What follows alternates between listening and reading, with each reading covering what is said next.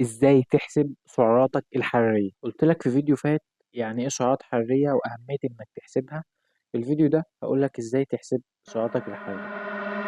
السعرات الحرارية عشان تتحسب ليها معادلات رياضية وبتجمع وطرح وحوارات، بس دلوقتي الموضوع بقى اسهل في برامج او مواقع بتخش عليها بتعمل لك الموضوع ده بكل سهولة. منهم موقع اسمه كالوري كالكوليتر. هتكتب في جوجل كالوري كالكوليتر وتخش على اول موقع هيظهر لك، هتدخل له سنك طولك وزنك ونسبة دهونك لو انت عارفها من ورقة انبادي قبل كده او من مقاسات، ولو مش عارفها مش مشكلة، هتدخل له وزنك وطولك وعمرك وتقول له كالكوليت او احسب. هيطلع لك البي ام ار بتاعك او السعرات الحرارية اللي جسمك بيحتاجها عشان يعيش، عشان يتنفس. هتاخد السعرات الحرارية اللي هتطلع لك دي وتضربها في معدل نشاط. هحط لك السكرين شوت بمعدل النشاط بتاعك، يعني لو انت قاعد مش بتتحرك طول اليوم هتضربها في رقم معين، لو انت بتتحرك او بتتمرن 3 ايام هتضربها في رقم معين، لو انت بتتحرك 6 ايام في الاسبوع او نشيط جدا هتضربها في رقم معين، وفي الاخر هيطلع لك توتال السعرات الحرارية دي، توتال السعرات الحرارية اللي جسمك بيحتاجها عشان